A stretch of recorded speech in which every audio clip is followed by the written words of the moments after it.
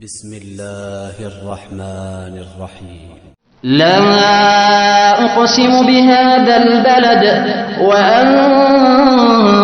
حل بهذا البلد ووالد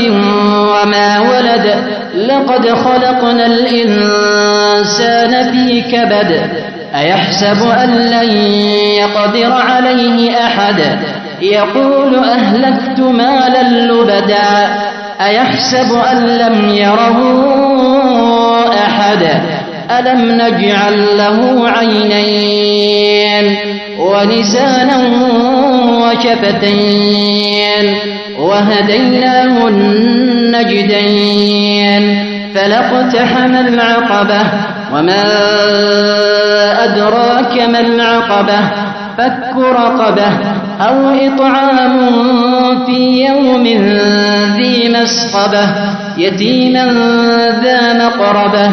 أو مسكينا ذا متربة